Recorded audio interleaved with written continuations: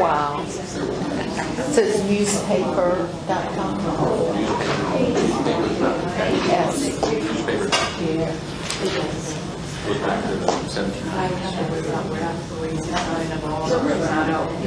And he's on the parish library. I don't know. Parish library. Papers in the case.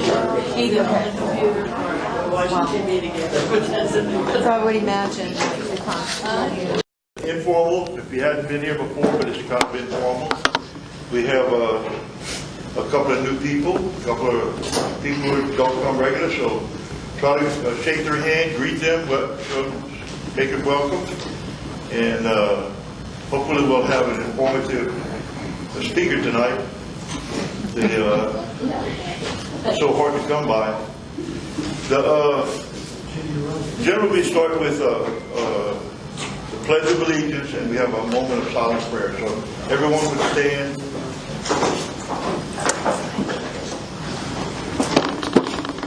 I pledge allegiance to the flag of the United States of America and to the republic for which it stands, one nation, under God, indivisible, with liberty and justice for all.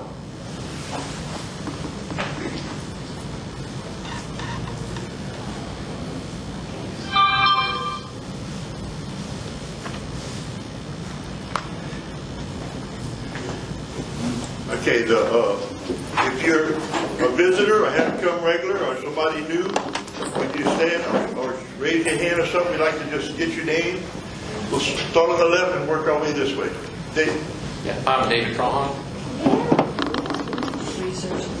If you don't know who Trahan is, the Cajun.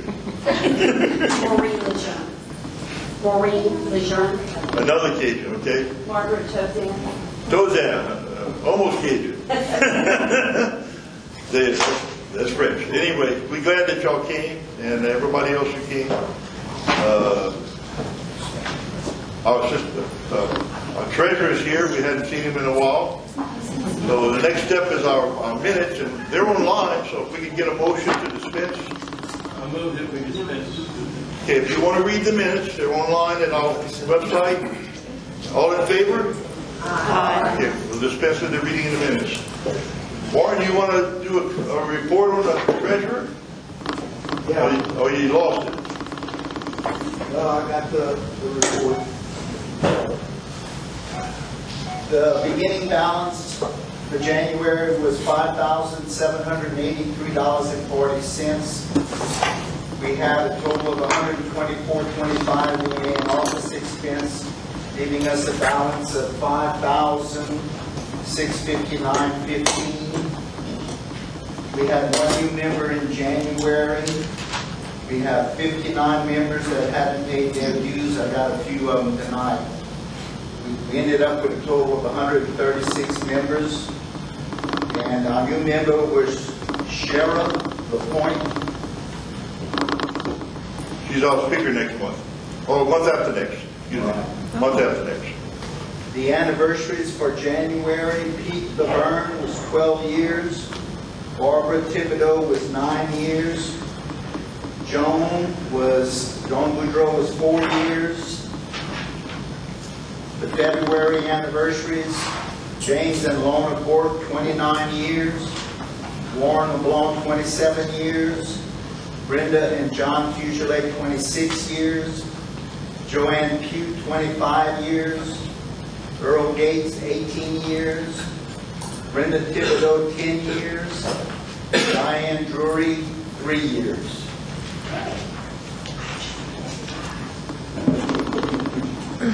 Do you have a treasurer's recommendation? A budget recommendation. Okay. The beginning bank balance, as I said, was $5,783.40, with an estimated 100 members at $20 would be $2,000. Estimated publication expenses $400. Speaker meals expenses for the annual banquet $150. Storage rent $720. Banquet expense $150. Office expense copies, postage, etc., $300.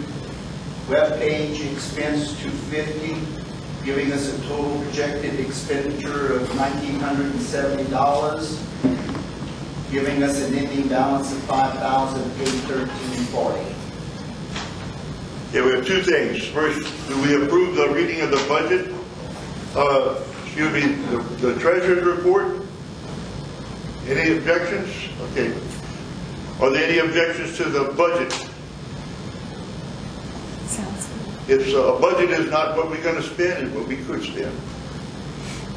We can always have something come up that costs money, or we can vote for something during the year for a project. It's just a projection. Okay, announcements. Last month we announced a day going on in March the 16th, called the Acadian Day. Tracy is not here tonight. Kathy's here. If you want to get involved on March the 16th in St. Martinville, it's called Acadian Day. The club would like volunteers. We're going to try to have a booth. I think this is the goal of this, or the reason I'm announcing this, is we could represent ourselves in person by being there. Not that we're going to solve any puzzles for anybody, but genealogy is definitely part of our heritage. So Acadian heritage is celebrated on the 16th, and of course you'll hear wonderful stories from people and curious things. So I guess if you're interested, we could either see Kathy or you could contact me. But this is probably the last time we're going to meet as a group before this occurs, because the next meeting is after that Saturday. So if you really want to get involved, volunteer for an hour, drive to St. Martinville, volunteer for 2 hours. It's not an all-day thing, but it's the majority of the day. I think it starts at 10 in the morning. Yes, till 3. Till 3, so it's not like it's a long thing. And you don't have to get in the canoe and paddle on the bayou if you don't want to. There's some people that are going to want to do that. But I think in our case, spend a little time under a tent or in a room, wherever they're going to set us up. And Will they set us up? And will they set us up? Or where are we going to be? We're going to be on the steps of the city hall, under a roof, on the porch. Electricity? Yes. For computers? on the porch with electricity. What can we get better than that? No You lighting. don't have to stay all day, a couple of hours Right. or whatever. It's just showing people Okay. how to get started, what to look for, you know. I'm planning on going, Joan's planning on going, I guess Kathy's going. So you're interested, you don't have my email, I'll give it to you, but you can email me or Kathy. It's not a big task. I guess the hardest part of it is driving over there. Any other announcements? Just for information, next month Chris Freeman will speak on the Curious Historians. The month after would be Sheriff Broussard. So we have a couple of good speakers. One thing we need to do, Sam, would you come forward? We have a hard copy of our annual publication. Every year we give one of these copies to the library so they can put it in there. We're going to take a picture here, so don't. So anyway, the library gets a hard copy of our publication. So these things you submit during the year, we try to compile it in October, November. Thank you, Sam. Yes.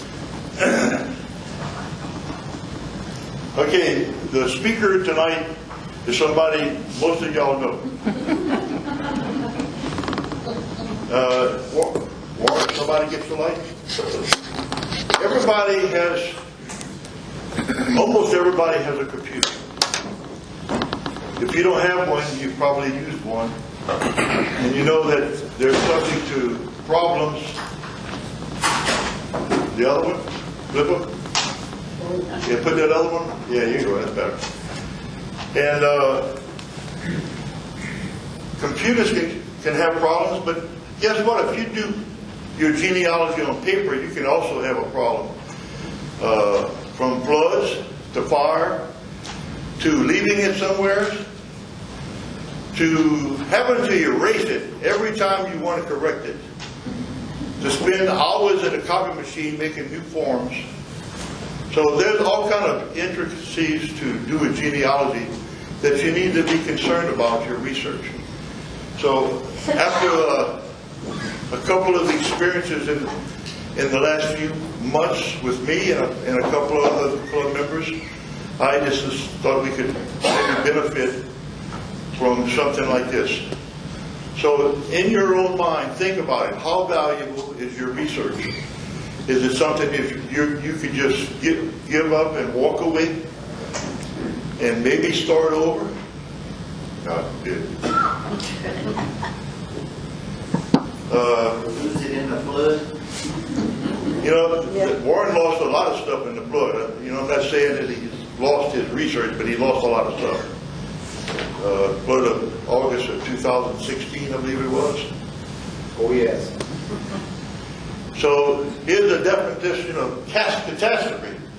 A momentous traffic event ranging from extreme misfortune to utter overthrow or ruin. Sounds like somebody went to war.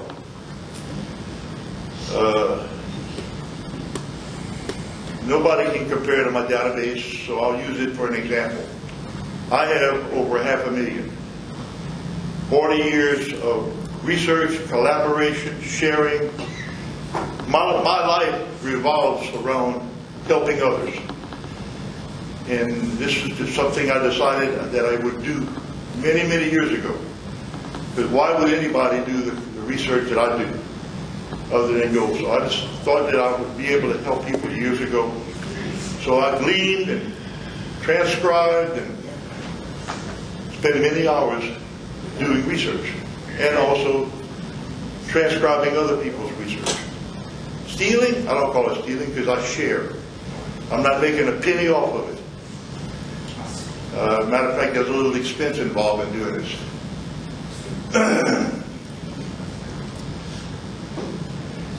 Years ago, there was something called floppy disk. On the news last night, somebody revived an old Apple computer, Apple II. They used something like what's on the left. And then there was 5 1/4 floppy disk. If you find one of those around and have something that can read it, you're lucky. But get prepared. We were used to much slower things back then. That's slow. These little things right here, we thought they were wonderful, but we had more problems with little bitty plastic things than ever. So that was the latest of the floppy disk. There's some of the hardware that would be found to use these things. If you've never seen one of those, I won't say you're blessed or cursed. It's just, God forbid, they're not no go wrong. You can do things so much easier today. And it started a few years back with something called a compact disc. A compact disc was originally used to store anything, but mainly music. So people learned how to use compact disc and make duplications of their music, put their music on, so they could put, after that old 8-track wore away, they got to something called a CD player. So compact disc, CD. And of course now they're called DVDs. They store more, and of course they can even put movies on them. There's more than one type, single density, double density. So I'm giving you a technical lesson, but a lot of this here is going to go by the wayside before you know it. What used to be great and what's now great is going to change. Just give it a little while. And of course they have even external drives that you can plug up as needed. You don't have to have it built in your computer.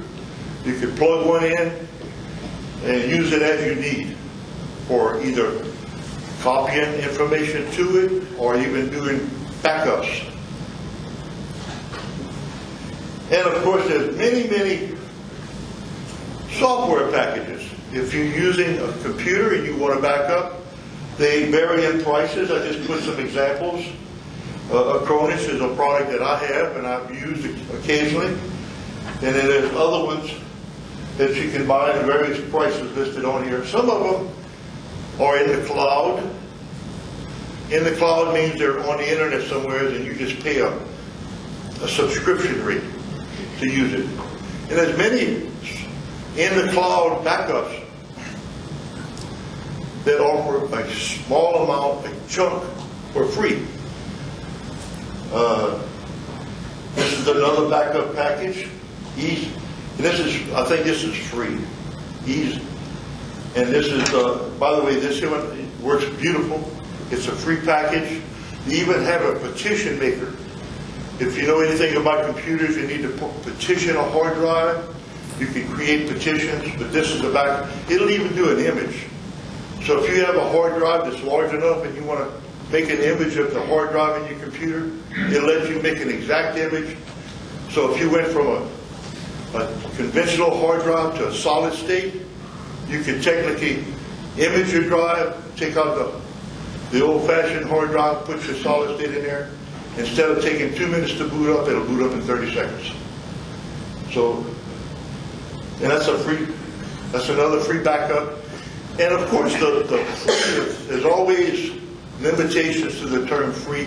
You just have to explore each one. Another free backup, and you can see that there's some numbers, 431. In this, where I found this source, they kind of give them how they rate them.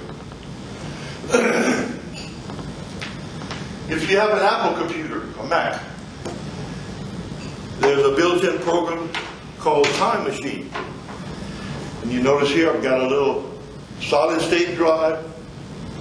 No, this is a regular drive that I took out of a laptop. Then I put a solid state drive in. So I didn't throw the drive away. I took and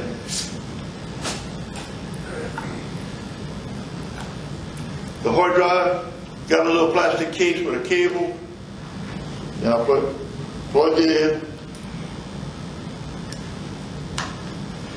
And of course you can put these things together and use a USB cable and make yourself a backup. So this one says Time Machine. So the reason I use Time Machine, that's a backup program that's built, it comes with the Mac. Super Duper, that's another program you can get on for the Mac. It'll do an image. Wow, you can actually make an image of. As a matter of fact, I'm learning to use the Mac, by the way. Here's an image of, at one stage of that Mac's life, where I made an image of the drive. So if I do something wrong, mess something up, I can put it back. Until I learn how to use the Mac like I can do a PC, I have an image of my Mac at a certain stage of its life.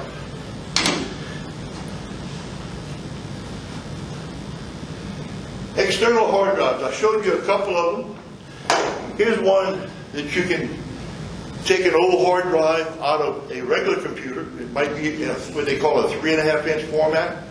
And you put it in a case like this. And the case comes with a power supply and a USB cable to hook up to your computer. This one has a fan in it, so it can run and keep itself cool. So there's a backup method. I mentioned external hard drive. This is one you can go to Office Depot. I've been having it for about 8 or 9 years. A Passport or Toshiba, one of those things. But basically, it's got a cable you hook up, and you can do backups, or you can copy files and have an image of that file you want to keep. But there's a backup routine that you might want to follow.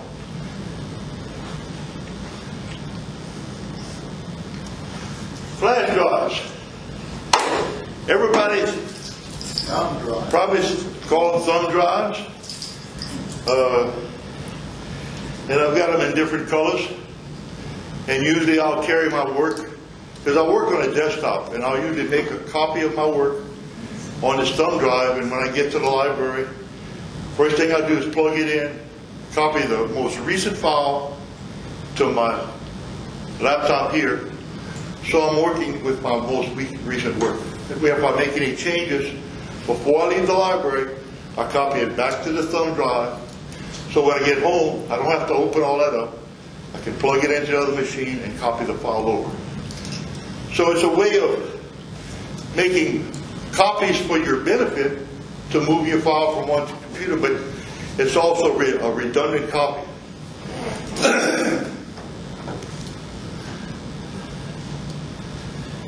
Cloud storage, I kind of mentioned that earlier. Various cloud storage devices or places. Apple comes with one called iCloud. Your Microsoft account comes with one called Cloud Drive, or First Drive, or OneDrive. I think it's OneDrive. But anyway, you have a Microsoft account, and they give you a certain amount, 5 gigabytes, no charge. I think with your iCloud, it might be up to 50 gigabytes. With another one is Google Drive. If you have a Google account, I think it's 50 gigabytes. You can store information on Google Drive. You can share this information by sending people an email to that particular file. But the thing is, you have a copy of your information somewhere. You just have to remember your username and your password. And it's available from anywhere that you can get on the internet from. There's one iDrive. Dropbox. I use Dropbox for a backup copy, a redundant copy, but I also use it to move files between computers. All my computers have the same, or access to the same Dropbox. So on one computer, if I put a file on Dropbox, I can go to the other room, I can bring this to the library, I can access those files from wherever I am. So it's another redundant copy. But the idea is, if I move it to iDrop, it takes a while to sync 500, it's almost a terabyte. It's a huge file. So it takes a while to upload, and then if I want it on another computer, that other computer's got to sync it. But the nice thing about it is, if the computer's on, it automatically downloads the file to that folder on that computer. Just have to give it time. So if I don't have time to wait, I put it on a thumb drive, I copy it over. In the meantime, it's still making a copy to that folder on that other computer. I guess I'm using the word redundant, but I think you see where I'm coming from. You can't have enough copies in various methods of your data.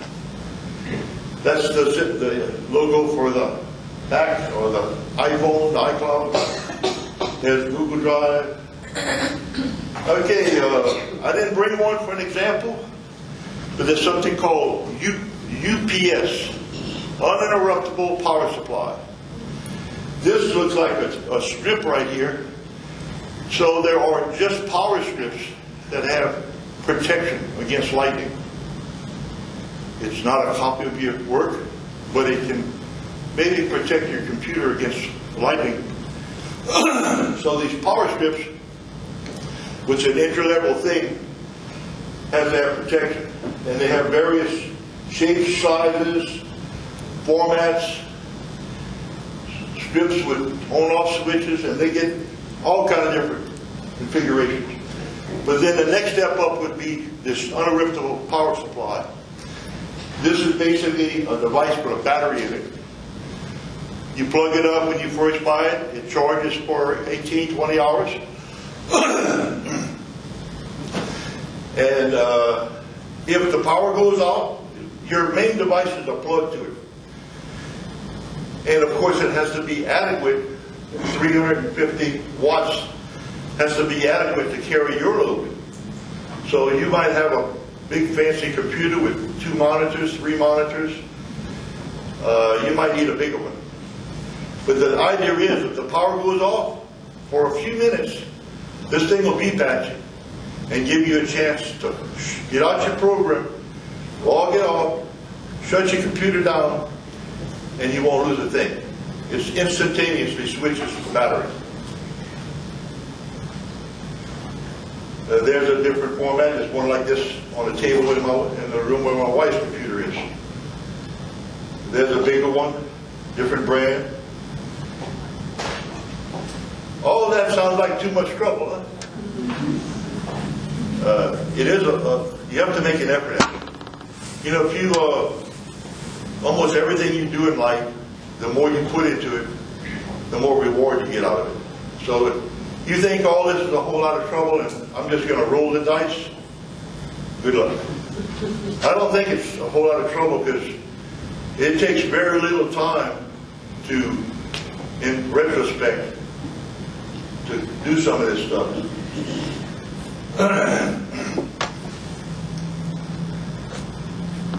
Oh, well, if you have a software package, and this one here is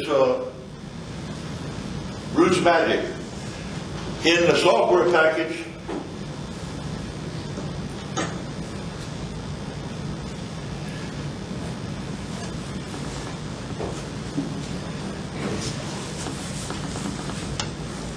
there's a backup routine. And usually it's at the top of the page. Oh, and you have to go through the steps. Basically, let's see if I can get this thing to work.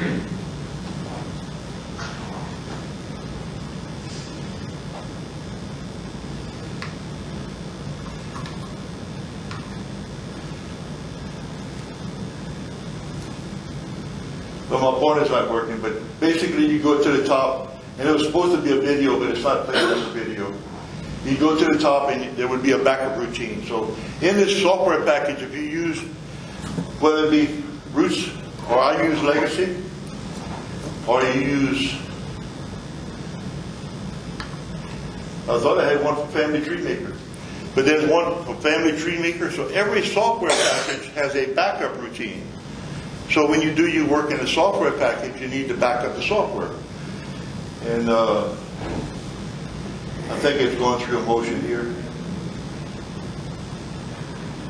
Back up my computer, and I tell it where to back it up. And on the computer I usually have folders that I keep backups, and you can see all the different backups I've done. I create a new folder, give it a name.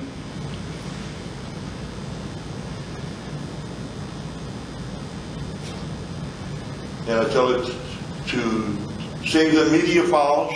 If you have pictures on in your program, you also want to save the media file. So it goes through a little process, and of course then you can exit the program. Okay, there's some things I didn't. Earlier I mentioned CDs or DVDs. Here's, in January of this year, I made a copy of my data files. Well, aren't all those redundant computers and CDs and flash drives, isn't that enough? Cloud drives? What happens if something breaks?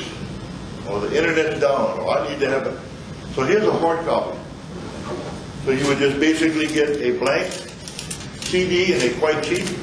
Envelopes if you want to label them. You put it in that portable or built-in CD, DVD player, and you just write those files to the disk.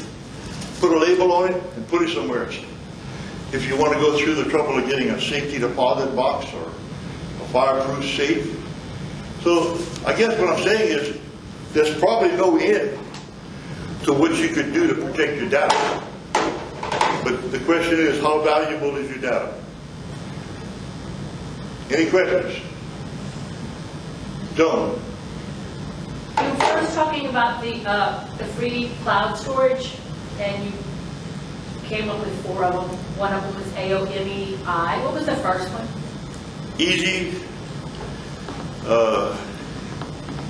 I don't have any experience with that one, but let's see if I can call it up.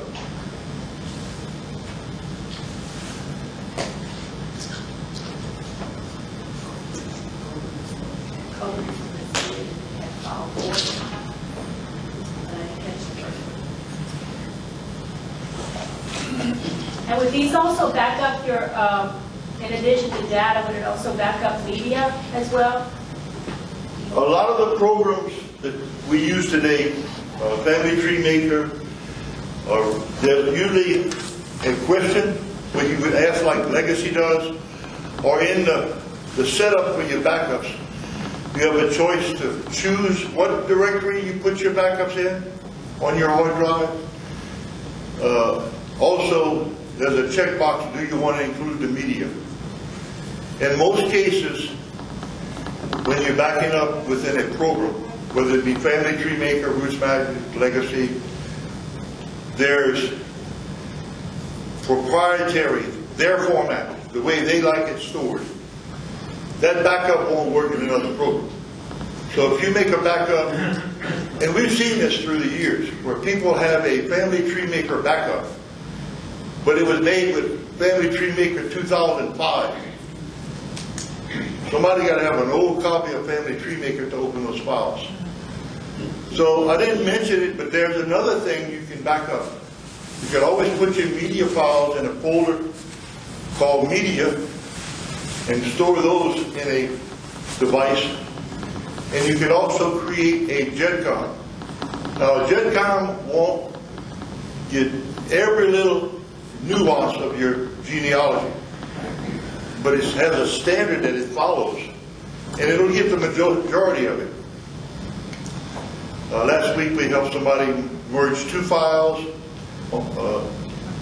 and make one database so she could work on it in Family Tree Maker and sync it with Ancestry. She had been maintaining 2 files, one on her and one on her husband's side. But the idea is she now has a JEDCOM that was created, in this case, by Legacy, because I did it for her real quick, and I'm familiar with the Legacy program.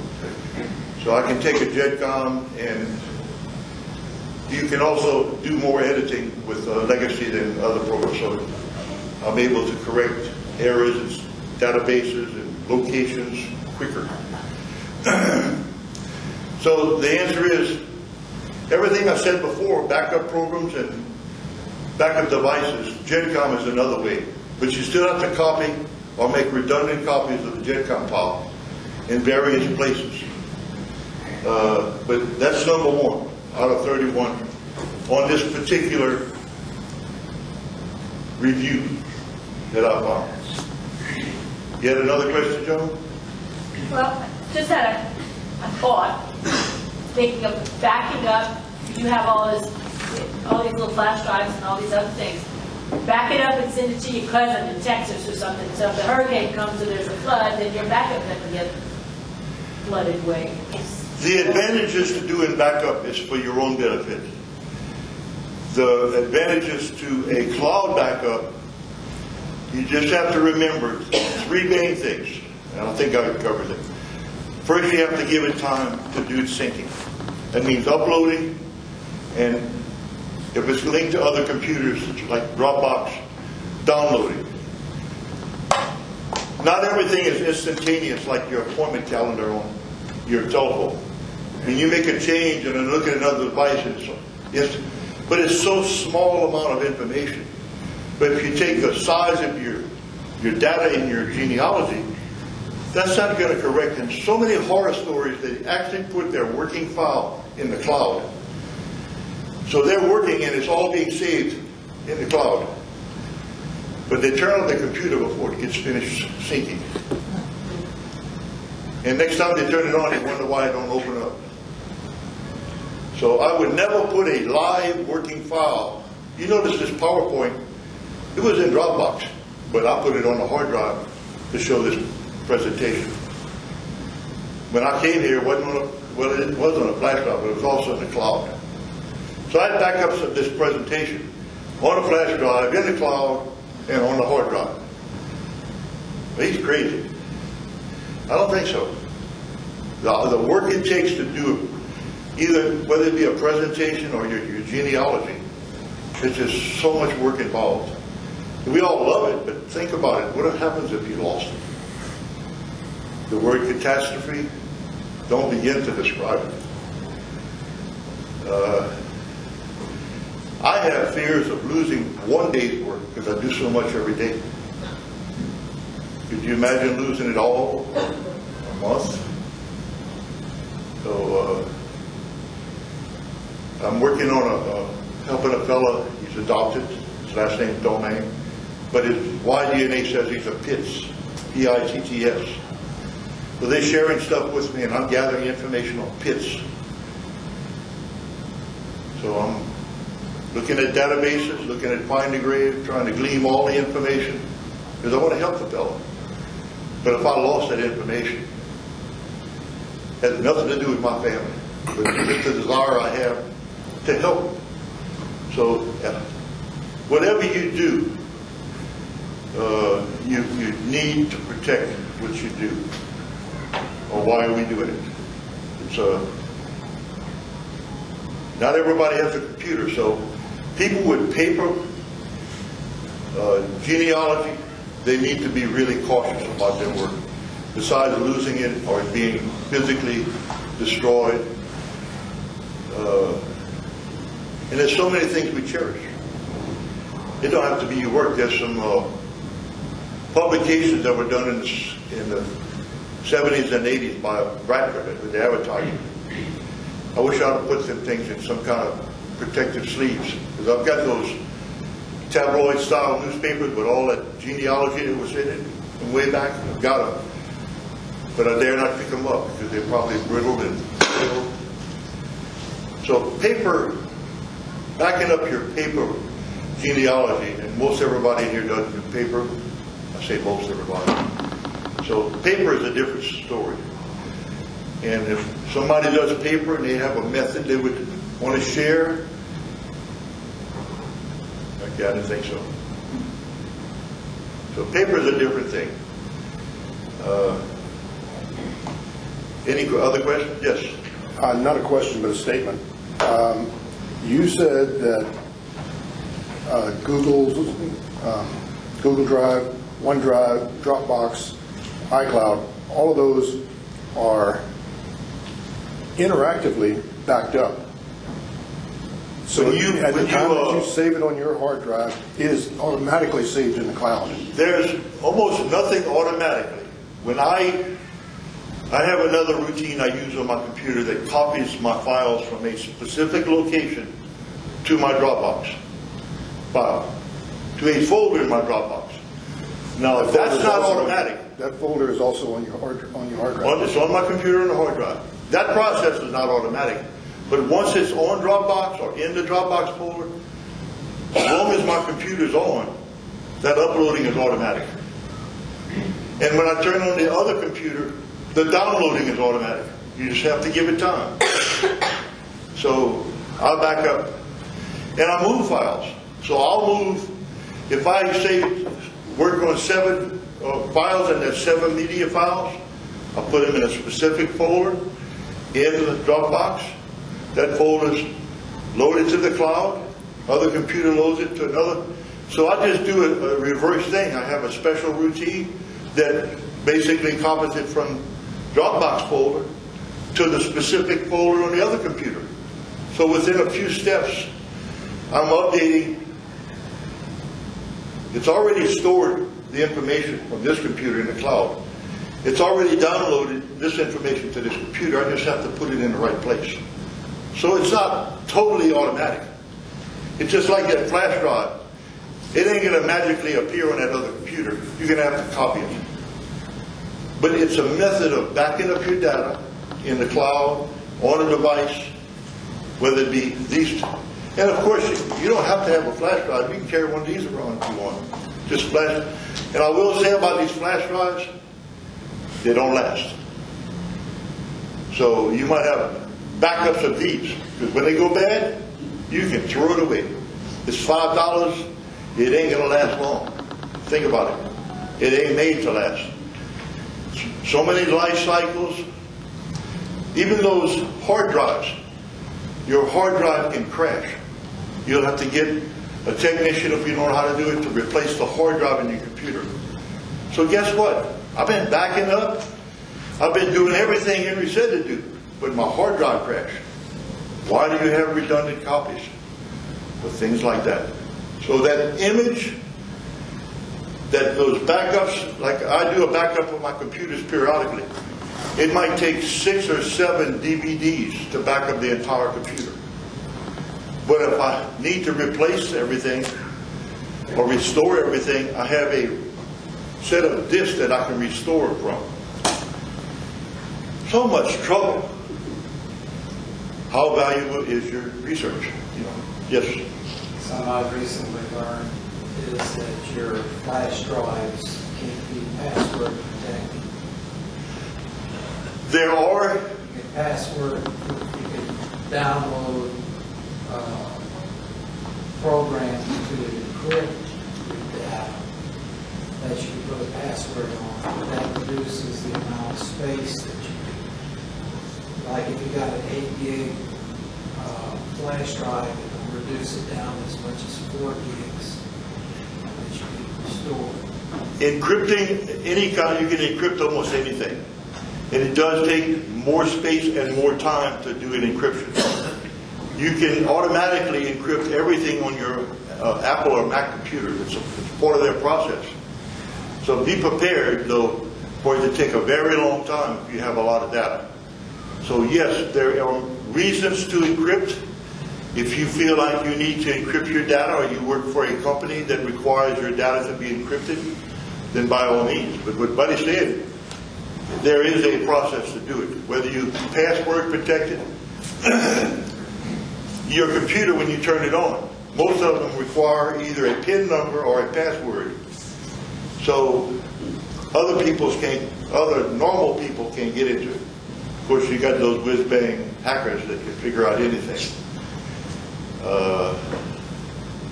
I'm not a whiz-bang hacker. Did I interrupt you soon, or that was what you wanted to say? I'm sorry. You just... Yes, sir. There's another issue which I think is related. You say that most people have computers. It seems that the whole world has computers, but they don't all use them for this kind of purpose. Many people have computers, and if you ask them to look at your family tree, they're like, forget it. So the question is, we're not accumulating all this stuff in a vacuum. We really are accumulating it in order to share it with our family, whoever. And so, what can you speak about? Is it a good idea to print out reports, books, and so on? I mean, as soon as you do it, they're obsolete, of course. Not always. Well, printouts are a wonderful way to share. The internet is a wonderful way to share. Ancestry charges, but that's a wonderful way to share. Family search, the Mormons, wonderful way to share. Now, part of Ancestry is something called Roots Web. A lot of people upload data to Roots Web, and that's sharing. Before they reorganized Roots Web, you could do some wonderful things. Dago descendants. This is no longer available in this format. I printed this and haven't really, I probably have most of the information in it, but I haven't really processed it or gleaned the book thoroughly. If you tried to do this today, you would get 4 generations. That's all they would allow you. You would have to go to a descendant 4 generations down and print 4 more generations. They limit the process. So sharing, like you say, whether it be with family members, printouts for family members, printouts when you go to a reunion, that's kind of how people who do paper genealogy keep track of their data, back it up, by sharing it and giving it to family members. So yes, they're backing it up. And if they had to start over, they'd have to get somebody's copy and start over if they lost their copy or it got burned or destroyed. But there is a backup somewhere with a family member. This right here, you can't find that original. I didn't save it as a PDF. Shame on me. Because then I could print it and print it and print it. Of course, it would still be information from 2016, not 2.5 years later. But it's information that's backed up. I have a hard copy of it. Big. Hey, Pete. Good presentation. Covered all the bases. One thing I might add to it, my professional job is I'm a researcher for science. So I'm always looking at chemical journals and documents, and I archive all of this. So it's very parallel to genealogy. In the daytime I look at molecules, at night I look at people. There's an industrial grade backup drive that's available also, and the prices have come down. It's a product called Ignite, E-G-N-Y-T-E, and it's got military grade backup. Sorry, could you repeat that again? Yeah, E-G-N-Y-T-E. And it really has a military grade security and backup. And it's pretty simultaneous, as we do with large documents. That's the book you have right there. There's an ability to scan that book and optically read it and make it digitally available. And you can post that on a web or whatever, and it would be searchable. You know, that's available today. We have huge libraries of technical documents that were done back in the day when there wasn't computers. We've digitized our library. There's actually a book scanner we have. You literally just flip the pages. It's a great job for high school interns. Sit there and flip the pages and completely digitize the book, and it makes it a digital ebook, which is then searchable. They need to bribe one to do Paul Abraham books, huh? Yeah, so I'm not a big paper fan. I don't carry a pen or a pencil. I haven't written on a piece of paper in 2 years because I use the iPad Pro, and as soon as I write on there, it's in the cloud. It's instantly backed up as I'm writing. And it has handwriting recognition, so as I type the search engine, I don't know how it reads my handwriting, but it reads my handwriting and finds the words. Oh, by the way, talking about technology, I don't know if y'all noticed, but the latest update to your iPhone, your voicemail is now digitized, instantaneous. So you don't just hear it, you can look at it and read it. So the work of genealogy is important for backing up. A lot of people use Ancestry. I use it too because it's easy, it's quick, you can look at it real easy. Family Tree Maker will bring down all your media and will back up. I would never use just Ancestry. I would not recommend that because it's not stable, it's not up all the time. And you can't trust how well they back up what they have. Ancestry is just another way to share your information, but it's not the way you should do your genealogy. Unfortunately, that sounds negative, but you can use Ancestry for free up to a certain point, not research, but you could use it to store your information. And when you get your media files down, they have this long number description of the file. It ain't even the name you want it to be. So it's something weird. But it's all done with computers, so you have to understand these computers are talking between each other. It don't mean anything. It's done instantaneous between computers. But as far as the human aspect, when you name a file, you would like to name it Leon Chapman, 1930 census, or something like that, you know, or Harry Gautreau and Lydia Douillon, marriage, not this 7,200 encrypted number in front of something that's only good on Ancestry, or maybe Family Tree Maker. So yes, good point.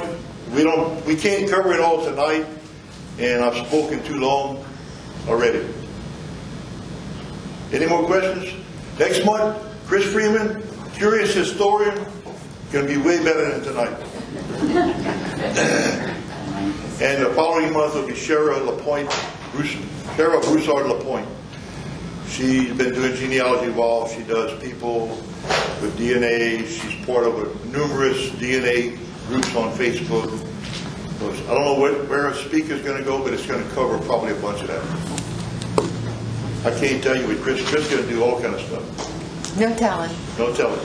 But he looks at history from a different perspective.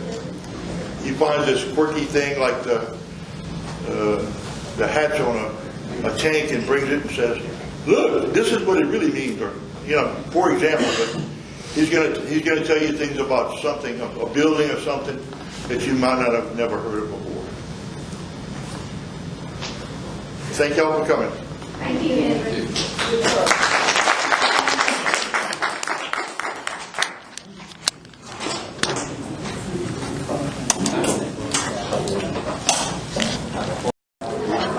I got a question for you. Yeah. Family Tree Maker, 2008 is what I have. I don't think I've ever backed it up on purpose. So It usually asks you when you're leaving the program, do you want to back up? Well, what I do, I just go to File and then hit Close or End. Then hit another one that says Exit. Yeah, there's a backup routine, and of course I can't verbally tell you, I can show you. But Jeremy, you think with his knowledge, he should be able to figure that out, right? Yeah, he's got more knowledge in some areas than I do. Okay, well, I'll ask him then. Thank you, Henry. Okay, good. Thank you. By the way, I have a Facebook friend up in Maryland. She lost like a terabyte worth of stuff. They had like 3 power outages in a day up there with all the snow. And so she said it would take her till August to recover everything that she had, that she lost. Yeah, I can't emphasize enough why people need to back up, and that's why I thought this was an important program. So what can back up a terabyte or a terabyte and a half worth of data? Any of those things that you mentioned? Yeah, I mean, I have my genealogy files is a gigabyte, but a terabyte, they sell them in different sizes. Those are like 500 gigabytes, half a terabyte. But yeah, you can buy devices that are big enough. I just don't understand how. But you don't have that kind of data. She does. No, she does. I have some desktop drives they call phantom drives that are 2 terabytes. One on her computer and one of my computers. Right. Yeah, it's a bad lick when you have that kind of disaster.